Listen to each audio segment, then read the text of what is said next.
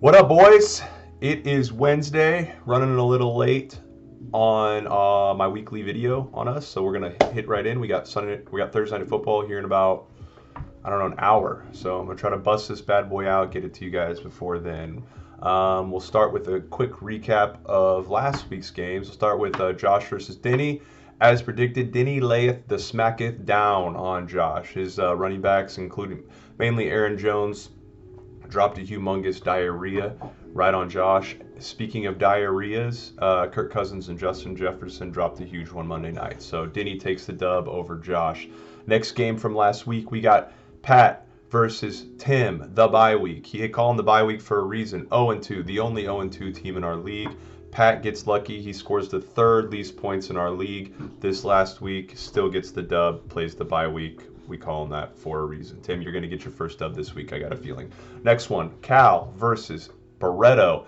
Barreto coming in hot. Cal coming in low after week one. Boom, flip-flop. Cal smoked Barreto. All of his boys went off. The guys that misplayed in week one did not do so another. And Justin, on the other hand, got injuries upon injuries upon injuries. He scored less than 90 points. So terrible week for Barreto, great week for Cal. Both teams 1-1. After that, we're going to go with Cass versus Romanowski. Really, really good game. This one ended up being close to the game of the week. Cass ends up losing to Roman. Roman had a lot of heavy hitters this week. Cass did too, but Roman ends up taking the victory. Our only 2-0 team, Romanowski, sitting at the top. So keep it rolling, learning computers. And last but not least, you had Ryan versus Jace. Jace was pretty depressed during the game. His boy Diggs tried to will that comeback, scoring almost 40 points on Monday Night Football. Jace still takes the loss. It's got a sting to have someone score almost 40 points and still lose. But Ryan's team, I mean, Amon St. Brown's looking like the best pick of the draft. And Ryan's team, like I said, his team started out good. The funny thing about Ryan's team is I said he was going to be Christian McCaffrey, Saquon Barkley, high ceiling. Those guys haven't even done anything for him. It's been his other guys. So if those two studs kick in, Ryan's team is scary. So that's kind of a quick recap of last week, boys. You're looking, like I said, learning computer at 2-0, everyone else at 1-1, and then bye week in 0-2. So seriously, the league is up in the air. It's only week 3. Everyone has a chance. Just got to keep on pushing. Let's get right into our week 3 matchups this week. First off, we're going to start Josh versus Barreto. This one is always fun. Last year, we had a 2. Don't forget your guys' daily pop intake. It's very important. Last year, this matchup, both weeks, Josh got beat by Barreto. Barreto scored the 2 highest point totals of the year last year against Josh. Josh is the only time ever that someone has scored over 200 points in a week and lost. So this week, this game could be a barn burner. It's projected at 3 points. It's going to be really close. Josh has his heavy hitters going in good matchups. The Vikings guys going against Detroit's terrible defense. It looks like Josh is going to get back Alvin Kamara this week. Dameon Pierce might get his first touchdown this week against that terrible Bears defense. But my pick is going to be with Barreto. He just always seems to have Josh's number. He had a really, really down week last week. I foresee a bounce back. He has Mahomes. He has Juju. And he's getting Pittman back this week. And they're all playing in the same game. I see fireworks, Chiefs getting up early, Juju getting a couple early touchdowns, and then Justin raking in those garbage points with Pittman. It does depend if James Conner plays or not, but I honestly don't think it's going to matter. I think whoever Justin plugs in, he's going to end up eking out a 170 to 165 victory over Josh. So that's my prediction on that one. Next one up, we're going Llama Drama versus the bye week. Now, like I said, Ryan's team right now is ridiculously scary. He's got his 2 studs, but the big ones have been Amon-Ra St. Brown. See if you can. I just mentioned that game. We got the freaking Eagles versus, the Vikings versus the Lions. Neither team has a good defense. That should be a high-scoring game. I see Amon-Ra St. Brown going off again, another solid thing. Can Burrow get back in to sync? He's been terrible this year. Ryan's team's been scoring a lot of points without Burrow even doing anything. So he could do that. Tim, on the other hand, Dalvin Cooks looked like a dump. He was literally 1 catch away from beating Pat the other night, and they threw 3 times to Madison. So that had to be a stinger for Tim. He's 0-2. I think he can get a dub this week, but his quarterbacks are just killing him. This was his weakness out of the draft, and I knew it. And Justin Fields has not produced. He doesn't get him any running yards, and Jameis Winston isn't getting him any those. Jameis used to throw a billion picks, but at least he'd get a billion yards and a billion touchdowns. He's not getting any of that stuff right now. The rest of Tim's team looks good. Only one problem. Mike Evans is suspended this week. So I'm going to give the nod to Ryan. I think his matchups are too good, and I think Tim is just too banged up right now. Tim 0-3 is going to be a tough hole to come out on. But you can do it. You've got a lot of skills on the waiver wire in the past. We've seen it. So next up, we're going to go with Cass versus Denny. Denny coming off a monstrous win, 192 points, took a diarrhea on Josh. Going against Cass. Cass had a monster week 1, still had a really, really, really good week 2. Cass's team is looking really, really strong. This one's got a close projection. Cass has Kyler Rams, Kupp on one side, Kyler on the other side. So Cass is looking for that game to be ridiculously high scoring.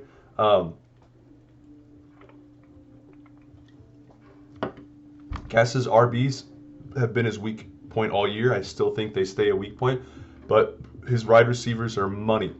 I think A.J. Brown is going to go off this week. Washington's defense is one of the worst in the leagues. And you know who else? I think Cass's second-round pick, our boy, Mr. Kelsey, is going to get a couple TDs this week. So Cass is going to put up both points. On the other end, you got Denny. Denny had a huge week last week, but the majority of it, no offense, Denny, was garbage time. Dolphins, coming back. What was the other game that was garbage? Browns with the Falcon. I mean, you name it, it was all garbage. Can Denny get the garbage stuff this week? I'm not sure if he can.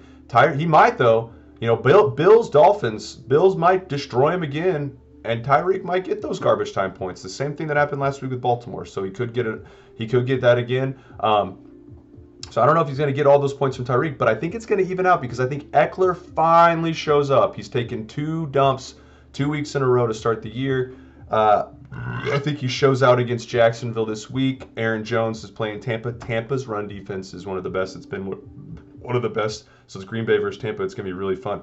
Problem is, Denny also has Aaron Rodgers. If that game is not high scoring, or at least somewhat high scoring, Denny's going to be in trouble. I don't know. This game's going to be really close and really entertaining. Denny he had Drake London on his bench. He started him last week for Gabe Davis, ended up getting him almost 21 points, which was a great play. He has Drake London in it as well as Gabriel Davis, so his wide receivers suddenly look pretty strong. This week, I'm going to give the nod to Cass. I think with Kupp, Brown, Cooks, Kelsey, as much as I hate Cass's flex spots and as much as I hate Cass's running backs, I just think those wide receivers make up the difference between Denny's running backs. It's going to be super, super close. I think Kyler gets garbage time. The dark garbage is going to flip on Denny this week. I think Cass gets the garbage time points from Kyler. I think Cass gets the garbage time points from Tua. And Cass makes a slim comeback victory against Denny this week. We will see, though. Next up, we're going Sweet Chin, Big Daddy Jace versus Cal Zone. Flip of the fortune. Jace was riding high after week 1. Cal was down low. Boom. After last week, Cal went off. Jace fell down low. And Jace is pretty low on his team right now. He went hard on Najee in first round. He went hard on Broncos. And those two are looking pretty iffy. I mean, can Russell Wilson get back? This is not the week for the Broncos to do it. They're playing the San Francisco 49ers. That's one of the best defenses in the league. Can Wilson get in the thing? Can he throw it to Sutton? I don't know. I know Jace is hoping. Jace picked up. He has 4 quarterbacks in case Wilson can't get it in line. He's got 2 more guys on his bench that he might throw in there. So we'll see about that. Najee goes tonight. He goes in about 45 minutes. Jace will be watching that game. He needs to see his boy touch the ball at least 25 times. So we'll see if anything happens between that. Other than that, last week Jones got the touchdowns. Maybe A.J. Dillon can finally get into the end zone. But if Diggs can do what he did on Monday night, Jace has a chance. But that's a big if. That Dolphins-Bills game is going to have a lot of fantasy points. On the other end, for Cal, Mr. Zone went off last week. His boys stepped up. The ironic thing was he did it all without Devontae Adams really even doing anything. I think Devontae Adams comes back. They targeted him only like 4 times last week. That's going to go up to about 14 times this week. They're going against Tennessee. Tennessee's probably top 3 or bottom 3 worst team in the league. I think Devontae Adams goes off. Lamar's playing the Patriots, which Bill Belichick usually does good, but this year the Patriots just suck. I think Lamar's going to do good. I think Adams is going to do good. We don't even know if Keenan Allen's going to be back to playing this year, so Mike Williams might do good like he did last week. The question is, can Joe Mixon, Zeke Elliott get back in the thing? That's the biggest question. And Cam Akers. Cam Akers showed flashes last week. Do they go with Henderson? Do they go with Akers? I don't know. Marquise Brown on Jace's flex versus Marquez Valdez-Scantling. Cal's flex is really weak, but I'm going to make a prediction this week. I think Akers has a coming out party. I think he has over 100 yards and a touchdown. I think he gets close to 20 fantasy points. And I think Cal squeaks out a victory over Jace this week. Next and last matchup of the week, we are going to go with Titty Biscuits versus Learning Computers. My matchup of the week, we got the Patrick, the veteran, the football concierge.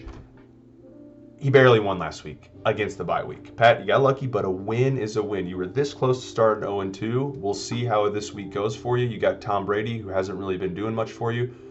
You're starting Mitchell Trubisky. I just saw that. Golly Moses. Oh, I'm literally kind of stunned right now. We'll see though. He's really bad. He's really bad. That game starts, like I said, in about 45 minutes. I don't know how good he's gonna do.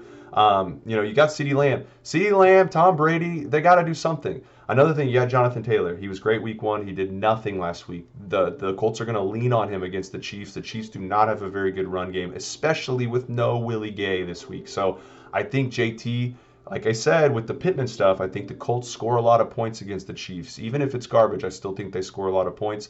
And Leonard Fournette's going to come around. He's going to run through Green Bay. So I think you're going to get points from your Mark Andrews, from your Leonard Fournette, from your Jonathan Taylor.